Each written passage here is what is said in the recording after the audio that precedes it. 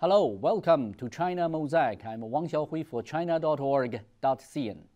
A Chinese delegation of leading think tank researchers recently visited the United States, where they attended the U.S.-China Think Tank Symposium held in Des Moines, Iowa. The experts and scholars of the two countries have discussed such topics as the Sino-U.S. relations and economic and trade cooperation since April 6, when Chinese President Xi Jinping and the U.S. President Donald Trump held talks in the Mar-a-Lago resort, Florida. There was a small episode before the symposium. While the Chinese delegation was walking out of the airport, a middle-aged American man came over to the delegation. He is Roger Zay, the marketing manager of John Deere, America's largest agricultural machinery manufacturer. He said he would like to sell American combine harvesters and other agricultural machinery to China, and he also invited the Chinese experts and scholars to visit his factory.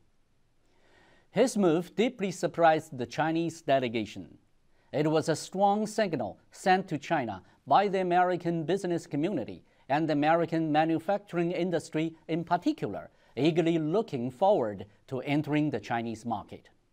Since the establishment of Sino-American diplomatic relations nearly 40 years ago, economic and trade relations have always provided solid ballast for the bilateral ties from which both sides have benefited a great deal. For a long time prior to this, the United States has imported a large number of cheap and high-quality products from China, thus benefiting the consumption of the American people. Today, China's huge consumer market has brought new opportunities for the United States to further promote its economic growth and the people's livelihood. Take Iowa as an example. Its soybean and corn exports to China have significantly stimulated local employment and people's income. Former Secretary of State John Kerry once said, "We create more than 5,000 jobs for every $1 billion of goods and services that we export." It is also one of the issues the new U.S. administration is most concerned about. The high-level think tank exchange between China and the United States was held at the time when the two countries' 100-day action plan on economic cooperation was progressing smoothly.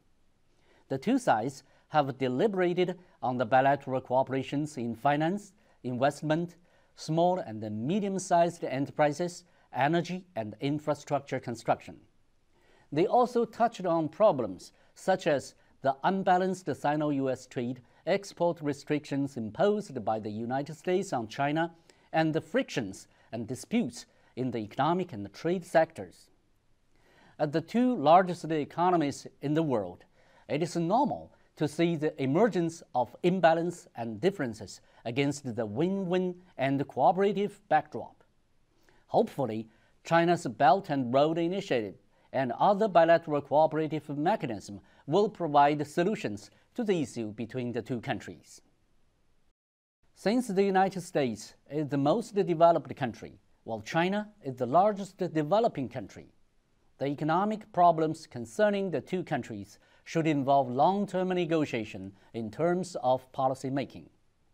The reality of the highly complementary trade between China and the United States and the essential win-win mutual benefits on offer remain unchanged. It provides a firm foundation for Sino-U.S. economic and trade cooperation and boosts the confidence of the two peoples. Thank you for watching.